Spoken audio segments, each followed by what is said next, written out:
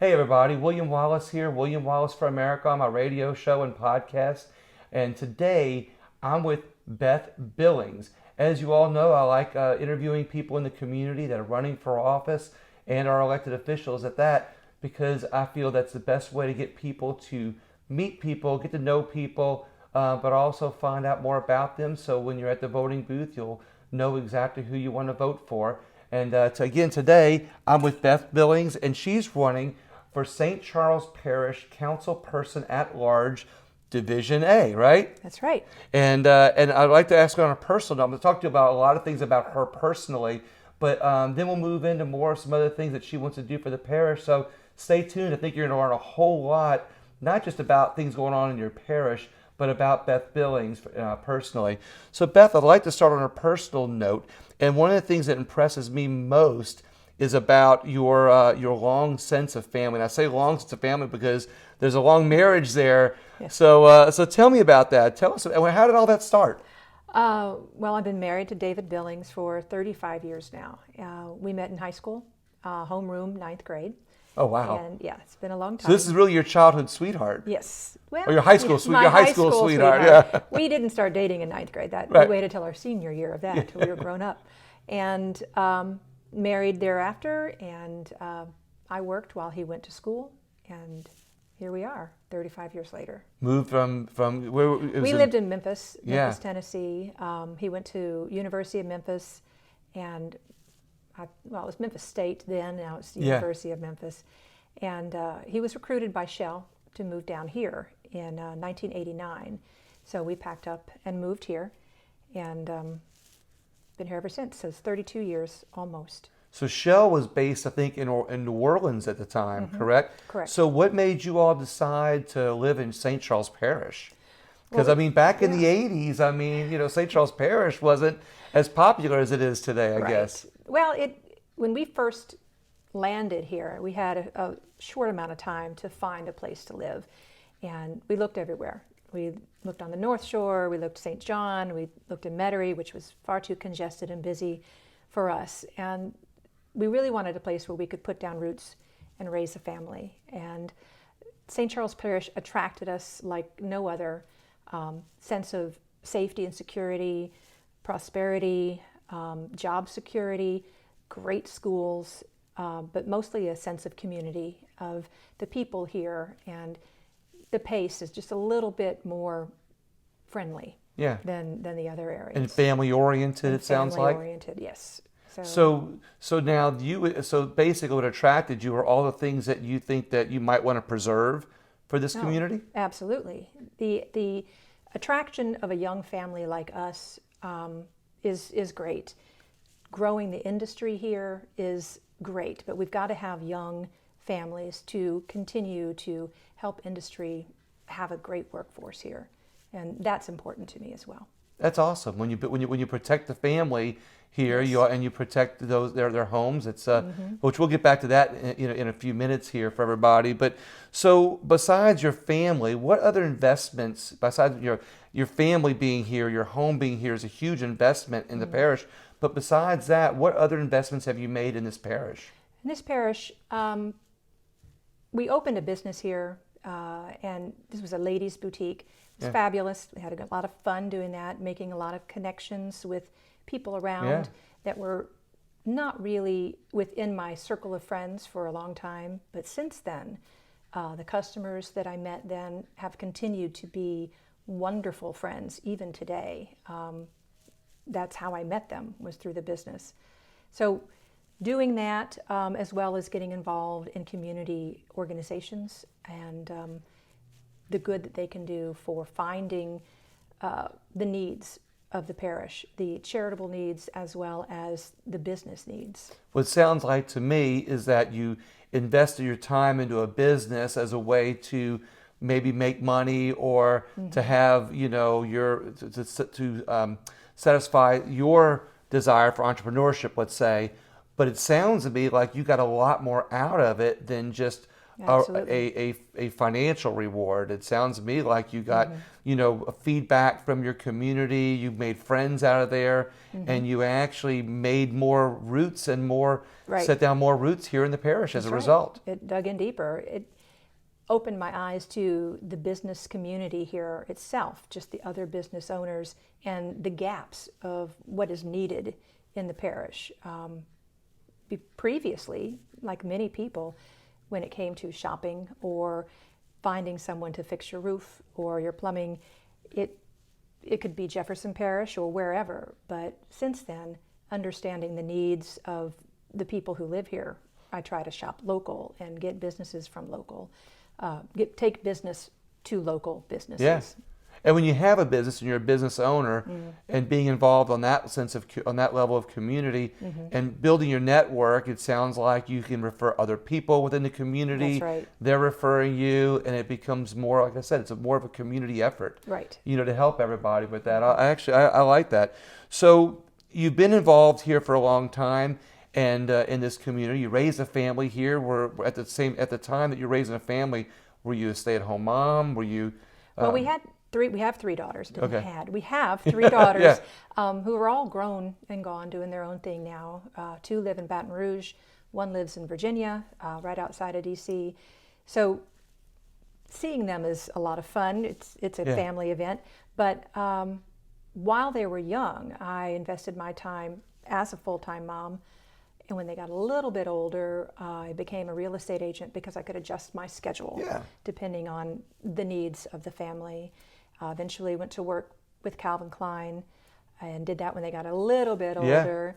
And then we opened the businesses. And it sounds to me like you focused on family when they were young. So and you focused on yourself as you developed personally. Right. You grew personally as your family grew with you.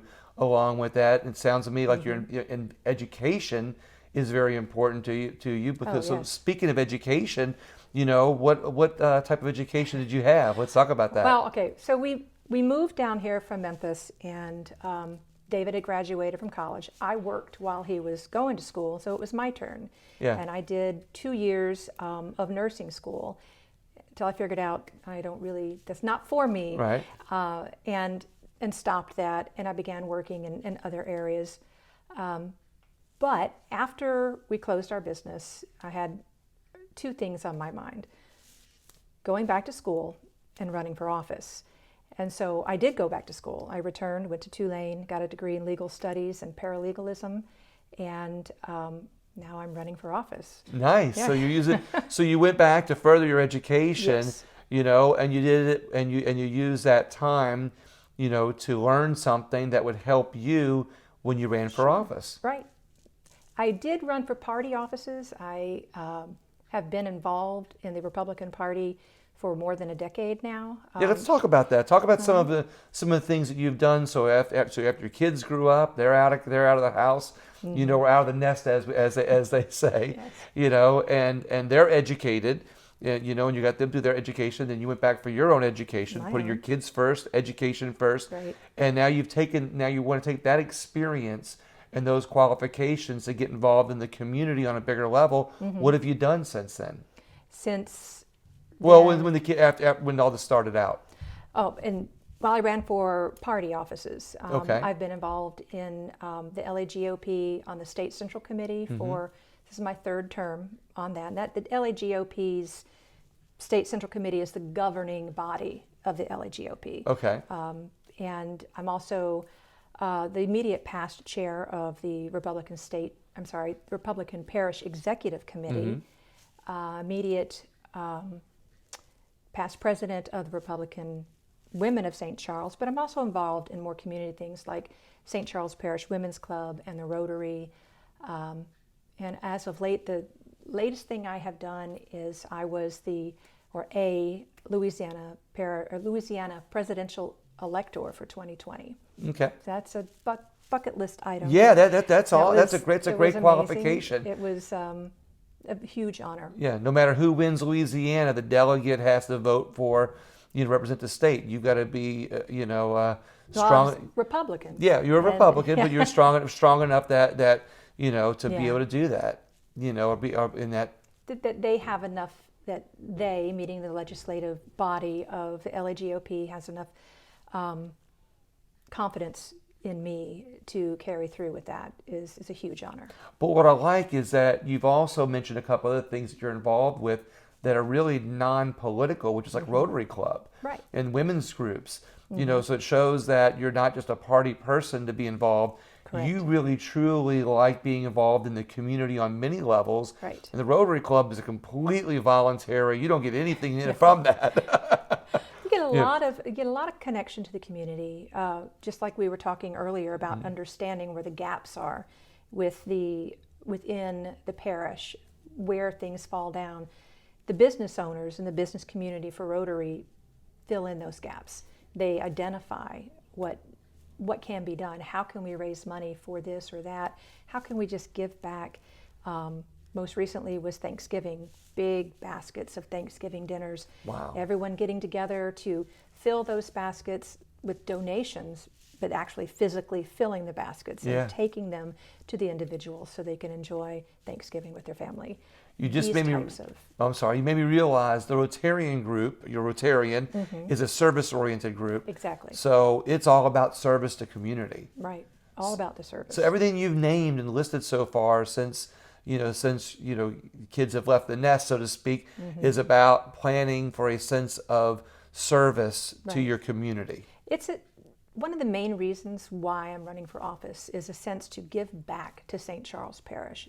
Let's give back to all the things and the opportunities that the parish provided to our family. The safety, the education, job security, community, all of this was a gift. And now it's time for me to give back. Now that the kids are gone and we are in a place where the chaos has settled and it's just David and I think that's the main drive of why I want to do this. I like hearing that. It sounds more like a service goal than a personal a personal benefit. Exactly. Service to the community is one of the highest things that I can do, and taking what the community has given me and making it better and giving it back is really the best thing that I can do. The term that I like to use is being a good steward of your community. Right. Right. You've taken care of what they've given you and preserved it, and now you're going to help make it an improvement and give it back in a way. So how do being involved in these things that you've been involved with, how do you think makes you a better person or even a better candidate in what you're running for? Like I said, it's a matter of me giving back. How it makes me better is this is for St. Charles Parish. It's not for me. It's not to improve a side business, or it's not a side gig. This is me taking a part-time position and giving full-time effort back into it. So you plan on doing this job full-time? Yes, absolutely. I like that. As a at-large candidate, I think it requires full-time. We have individual districts and 2 at-large candidates. That's 3 people working for each individual citizen's issues. And I think we could not expect any less than a full-time attention to this kind of, not really issues, but if you have an issue, don't you want somebody there available to you after 5 o'clock? Right. I like hearing that. Yeah. So you're. What I like most is that you're going to put everything else aside, do this full time for the community, even though it's technically a part-time position. I think they label it as a part-time position. Right. You're going to do it full time and not do anything else. To that point, this is why the leadership responsibilities and positions that I held last year, or as short as a few months ago, I guess it was more this summer, I stepped back and said, no, I can no longer be president of Republican Women of St. Charles. I'm going to give someone else that opportunity so that I can focus on other things, the campaign being first and foremost. But going forward, I can't focus all my energies in those efforts if I'm going to be an at-large candidate or position holder. Same thing for the RPEC. step back from that position so that someone else can have the opportunity to lead and I can focus on the community at large. So you've mentioned not only the local things that you've been on with service to the community for, you've also mentioned things that are on a state level, like Republican Central Committee. How do you think working with things on a state level are going to help you locally? Have they helped you make connections, for instance? Absolutely. For the last decade, putting connections together, putting together the network of people and business owners throughout the state and their positions of government, asking questions, how did you solve this issue? Who's the best person to figure this out? Having those connections of the network is integral. It's very important to anybody in any parish. I have those connections, thankfully, by being involved in the State Central Committee. The State Central Committee, you meet a lot of people from the state, and some issue that St. Charles might have in the future may be something that another parish, in Louisiana, had before, and you being able to pick up the phone and saying, hey, what did you all do? What did your council do? How did y'all solve this problem? Or even just taking the ideas that they had of bringing in businesses from them. Hey, have you thought about this aspect of the industry you already have? And how can we use that knowledge and access to benefit St. Charles? So we've talked a lot about St. Charles, but what do you think is the most important issue right now for St. Charles Parish? Hands down, that's drainage and levees, and then drainage and drainage, and then drainage. Yes. We talked about investments. So I'm trying to bring two things together here. We talked about investments in the community with your service, investments in time, investment in business, but and then we've talked about drainage. What do you think is the most important investment in St. Charles Parish, and how does that connect to drainage? I don't quite follow the question. That would be, I kind of worded it a little bit funny. I'm sorry. We talked earlier about residential and homes. Oh, okay, yes. And homes, yes. and so it being in, so Right. I'll let you answer that, because you said it perfect earlier before I made the confusion. I created confusion. I apologize for that. No, not everybody opens a business. Not everybody has the understanding of what it takes to open a business. However, most people own homes, and that's going to be the largest investment in their life. Their home equity, their home values, these are important to everybody. Being able to preserve that investment is the best thing that we can do, is to help them do that. When we have flooding, when we have drainage issues, we diminish all of that investment. We lose families. We really do. There's an area in Destrehan, that last count, 18% of the homes, nobody's in right now, because they've given up hope and left, or they are repairing their home from the last 3 floods that we've had this year. So you can imagine where their investment is in that. So I like that. You want to put your focus, your time, to help people with their investments in their home and their personal lives, and you're going to connect that investment to improving drainage. Right. And so you got your laser focused on solving this drainage issue. Right.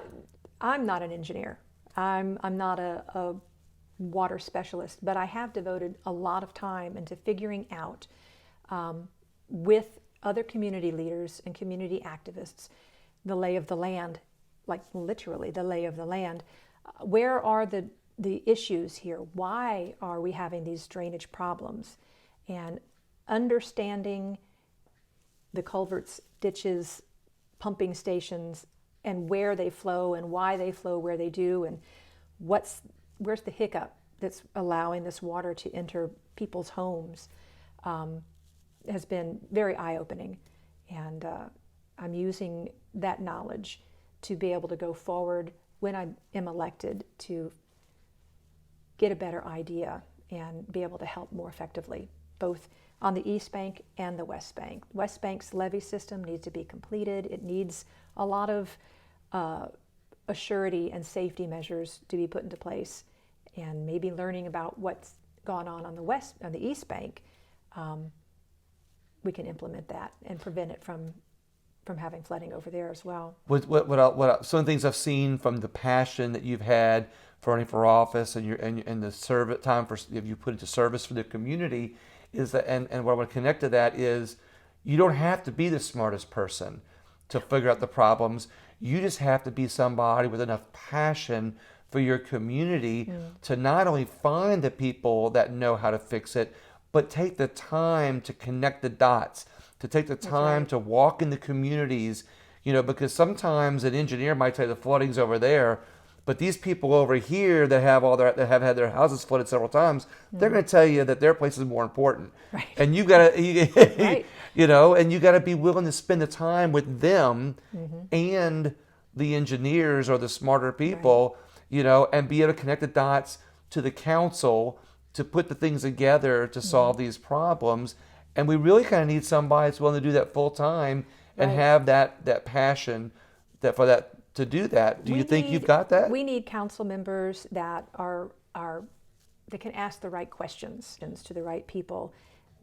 A little bit of humility and humbleness goes a long way. Right. And when you say to someone who's incredibly knowledgeable, tell me about this, but you can tell it to me in a way that I can understand.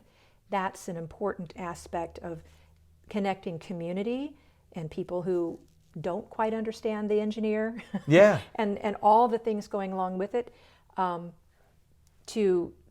If I hear that engineer and he explains it to me, I can explain it to them. Well, I'm glad you pointed that out. Educated way. Yeah, I'm glad you pointed that out because it's not that you can't understand it, it's not that somebody else can understand it. That's right. But when you have the information explained in a simple form, and that takes a lot of time to really work with somebody to have them explain it to you in a way that you will then be able to explain it to other people. Right. And you got to do that, in a way that you don't have hours to spend because you're out there working the communities, right. The engineers and everybody to find the answers. Right.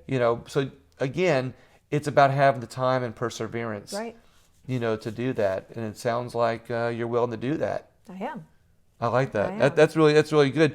So have you talked with other community leaders about the issues? Have you talked with other people? I know you've said you've done some tours and stuff like that. Yes. But is there a little bit more you want to share with people how hard you've worked on already? Like you're not just waiting until you get in office. You're doing this now, it sounds like. And that's what you mentioned earlier. Hit the ground running. There are community activists that have taken me on tours, explained to me exactly where the problem is and what we're doing, we as a parish, to mitigate that. Right now, there's a great deal that has been changed, and we're moving forward in ways with the parish president, Matt Jewell's administration.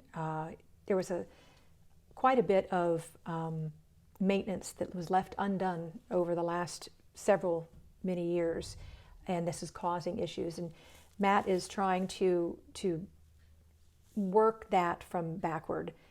Does that make any sense? Yes. He's going to have to, and they are, cleaning up the areas that have been unmaintained. And I'm talking about ditches and the culverts, get those things mucked out, get those things cleaned up so that we can see how things are supposed to flow, where the water is supposed to go. And if it's not happening that way, then we can implement changes, new culverts, new ditches, new places under the railroad to move the water away from the homes. See, it keeps going back to, that you don't have to be the smartest person in the room.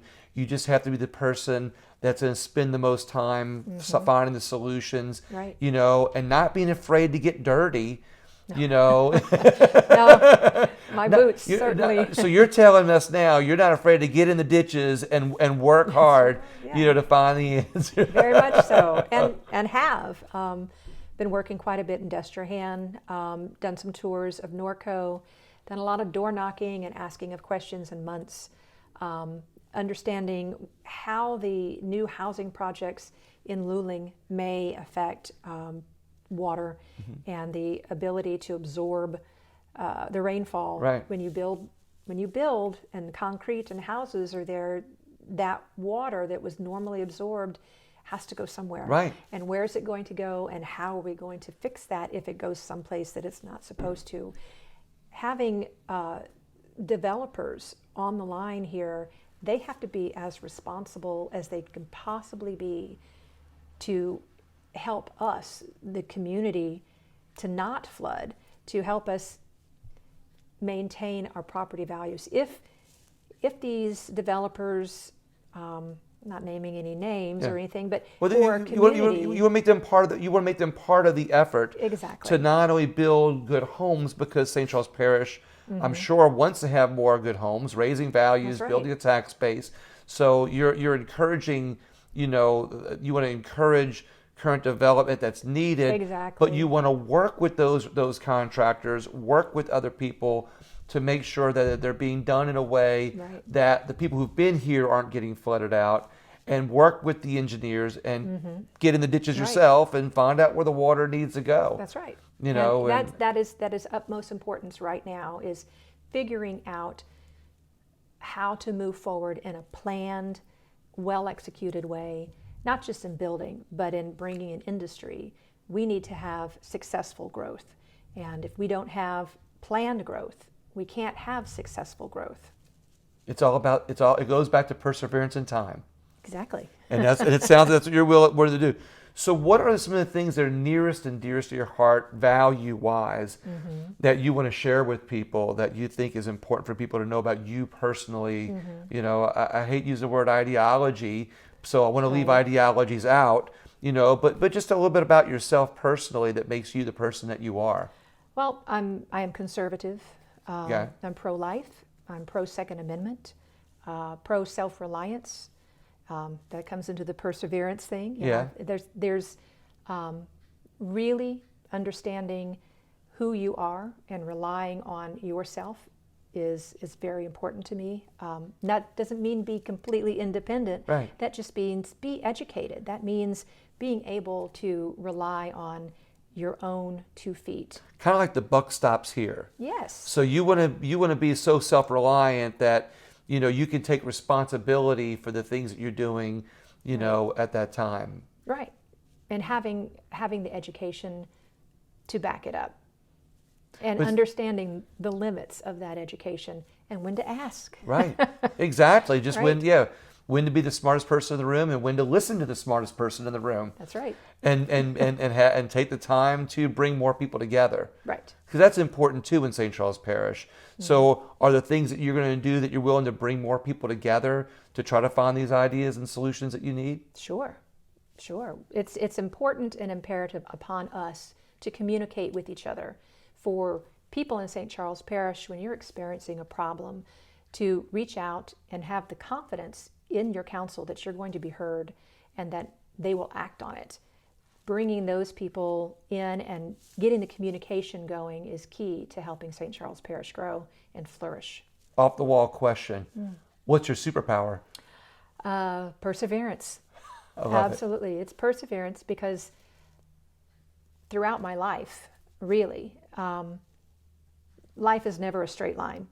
There's always a lot of hiccups. There's ups and downs and sideways tunnels like water flowing, right? Yeah. So, but being able to get back to that main vein of what it is that you want to do and what you think your calling is important to me. Persevere. I like that.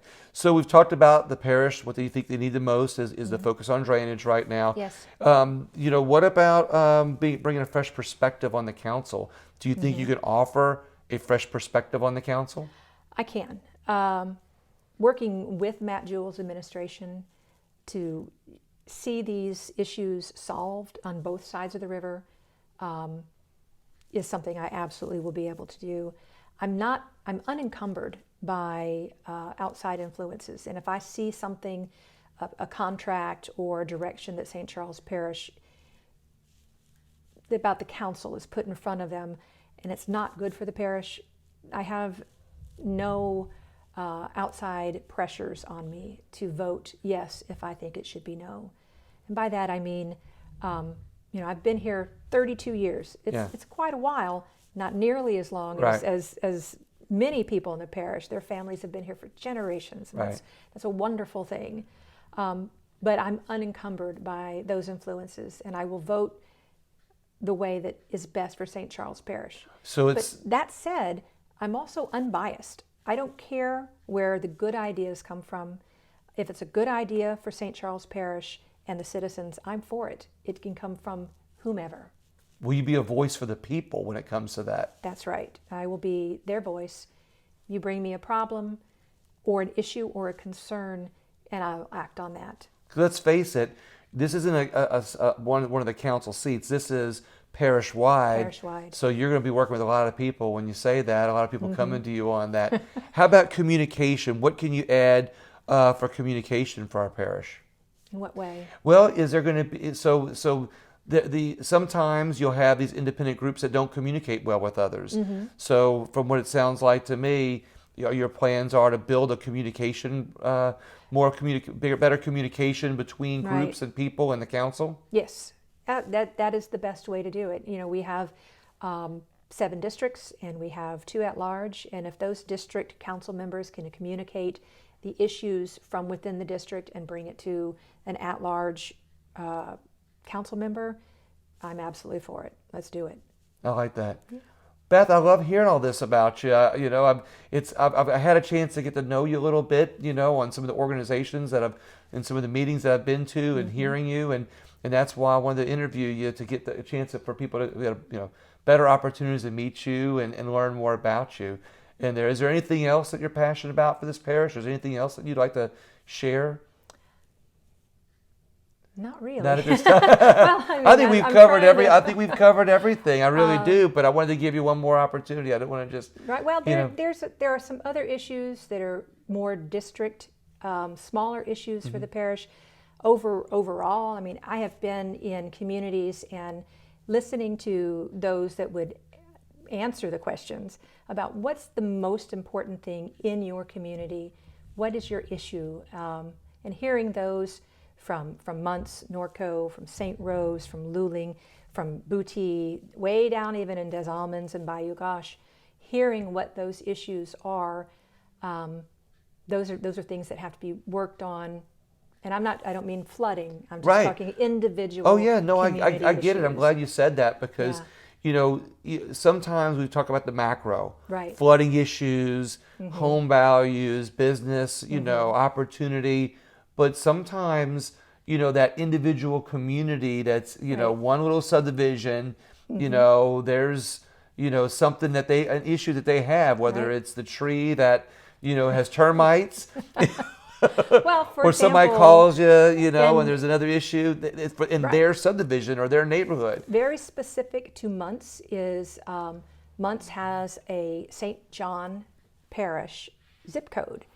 And you think that's not a big deal. But it's a big deal for other reasons other than just, actually, we're in St. Charles. We're not in St. And I believe that. Oh, yeah, I understand that completely. But when a major purchase is made and they type in their zip code, 70068, and there should be a little drop-down menu that says St. John or St. Charles.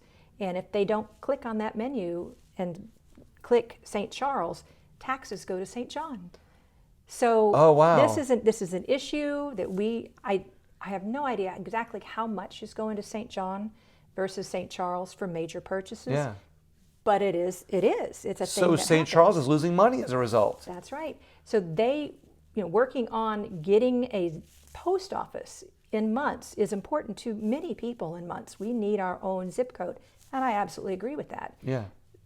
Because they're in St. Charles, but also because it's a tax issue. We should be getting those taxes. That's money that St. Charles Parish is losing on a daily basis. That's right. River Ridge has a similar scenario, not in losing tax money, but they have a zip code that is linked to New Orleans. Really? Yes. I did not So know so residents in River Ridge, when they say 70123, all the computers all over the country have it as New Orleans. That's right. Now, of course, River Ridge is part of Jefferson Parish, and so the taxes still go there. But a lot of residents feel that they're paying higher insurance prices because they're paying on their auto insurance. They're being rated for New Orleans. Right. And some, there's both sides of the fence on this issue, of course. But the reality is, it's a parallel issue that it still comes up in New Orleans with people and not River Ridge. Yeah. So I completely understand that. Yeah. Well, it's good to hear that you're also going to be reaching out to the individual neighborhoods and individual, Yes. places that on a micro level also. Right. Being able to reach out, and I know so much more about the parish on a whole, which I find so much more enriching. No communities, Right. no two communities are the same, but we're all in St. Charles Parish, and that is a big thing, to be able to take all those disparate little areas and bring them all Bring them all together. Yes. I love that. Beth, it sounds to me like you've got the perseverance, your superpower. My superpower. The knowledge, the wisdom, and the passion for this position. I do. Well, I want to thank everybody for taking the time to watch. Is there anything, one last thing you want to say? How do they get a hold of you? Right. You can reach me at bethbillings.com. That is my website for the campaign, or you can reach me at bethbillings@gmail.com. That's the best way. Or Facebook. Oh, that's right. You have a Facebook page. I do. Is it just Beth Billings? My campaign is Beth Billings for Council. That is the Facebook page. Although it's kind of all linked together, so if you just look for me at Beth Billings, you will be able to contact me. I love it. Everybody, thank you very much for taking the time. Please share the video and let everybody else know about Beth Billings, and they can watch this video to learn all about her. Thank you all very much, and have a great day.